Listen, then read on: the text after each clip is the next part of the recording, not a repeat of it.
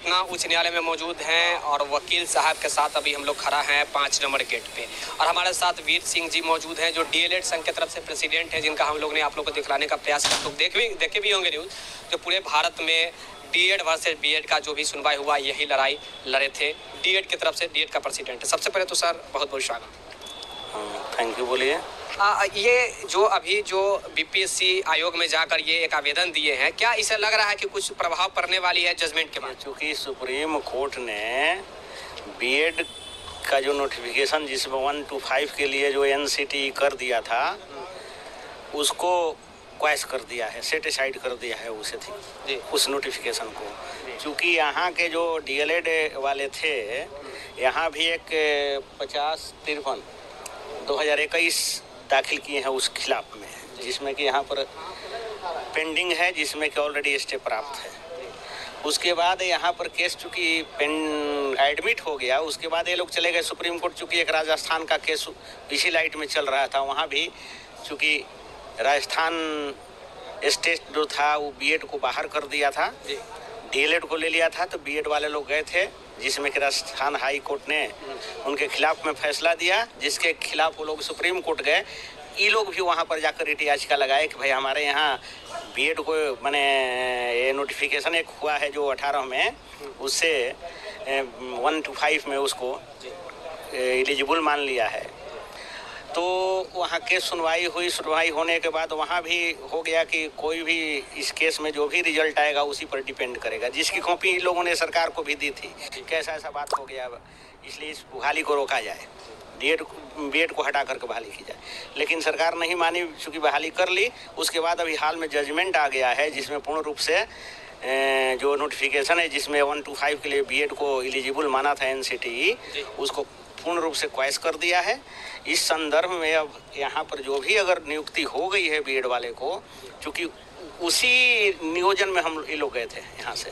Sir आप ही ने suggest किया सुप्रीम कोर्ट में ऐसे ऐसे जाना चाहिए, ये इतना बड़ा जजमेंट आया, जजमेंट आने के बाद गवर्नमेंट को इस पे मान जाना चाहिए, बीपीएससी को इस पे मान जाना चाहिए, अभी तक वो क्यों अड़ी है? इसका मतलब कोई प्रभाव नहीं पड़ रहा? नहीं, कोई प्रभाव नहीं पड़ रहा है। उसको तो ऑलरेडी बाहर कर करके फिर से माने उसी बहाली पर इन लोगों को आगे काउंसिलिंग करना चाहिए, क्योंकि माननीय सुप्रीम कोर्ट का आदेश है, वो पूरे देश पर लागू होता है।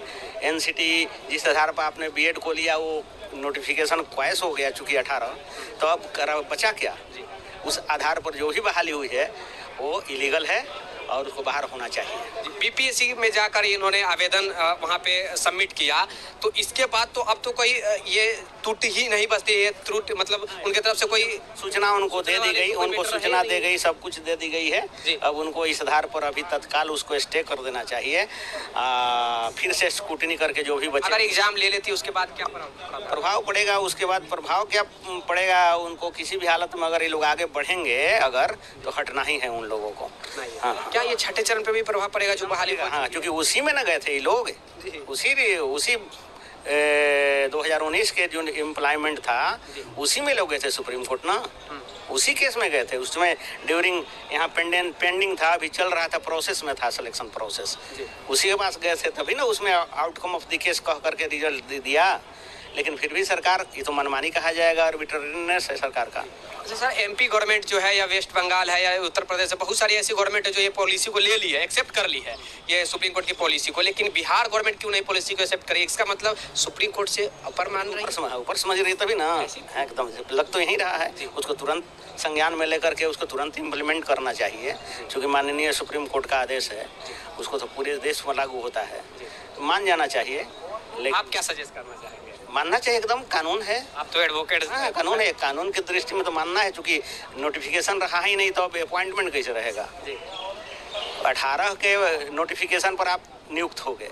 अच्छा सर, ऐसा हो सकता है कि प्रारंभिक 1 से 5 के ऊपर ये कानून मतलब जो भी आया, हाँ, उसके बाद 9, 10, 11, 12 के जो है वो प्रोसेस, हाँ, उसमें वो बहाल होंगे। उस पर तो कहबे किया है वो कि 5 के बाद इंटर तक लोग बहाल हो सकते हैं, तो लिखा है, उस पर कोई प्रभाव नहीं पड़ेगा। अच्छा, एक प्रश्न, लास्ट प्रश्न है, क्या ये बीपीएससी आवेदन में 8 लाख लोग आवेदन किए हैं बीपीएससी टीआरई में, जो कि ऑल ओवर इंडिया से आवेदन किए हैं, 800 रुपये लगभग आवेदन फीस जो था, लगभग 800 रुपया था, तो इतना बड़ा अमाउंट गवर्नमेंट के पास जो है कलेक्ट हुआ, कहीं ऐसा भी तो नहीं है कि वो बड़ा अमाउंट को बचाने के लिए एग्जाम लिया जा रहा है, बाद में जो भी हो देखा जाएगा?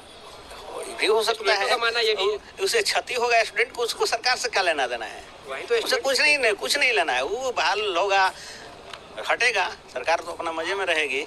मतलब हो सकता है कि पैसा को घपला, काहे नहीं हो सकता है? ये सारा क्यों नहीं हो सकता है? नहीं तो लौटाना पड़ेगा ना। क्या ऐसा कोई प्रावधान है कि जो आवेदन में जो पैसा कलेक्ट किया गया है वो वापस भी किया जा सकता हाँ, अगर मान लीजिए आदेश हो गया है, सरकार ले रही है, तो उसको वापस करना ना पड़ेगा। है? एक मोटा रकम हो जाता है, आप भी सर जोड़ सकते हैं 800 गुने 800, बहुत मोटा रकम तो उसे लौटाना पड़ेगा जी। लास्ट क्योंकि- मैसेज युवाओं के लिए, युवा पूरा आपको देखिए सवाल है, बता रहे हैं आपको, जब नोटिफिकेशन ही नहीं रहा तो बीएड का 1 से 5 में बहाली कहाँ से? वो तो कह दिया कि क्वालिटी है नहीं है, क्वालिटी टीचर कोर्स को भी उन्होंने खारिज कर दिया। क्वालिटी टीचर होना चाहिए और उसके लिए डीएलएड ही संपूर्ण आर्टिकल है। के भी उन्होंने उल्लंघन किया कि 21 हाँ, एकदम नहीं है, उल्लंघन हुआ। हाँ, उल्लंघन हुआ है ना, आरटी एक्ट का उल्लंघन हुआ, तभी ना वो वहाँ पूरा उसको क्वाइस किया है। ऐसा तो क्वाइस। देखिए जो भी जानकारी था हम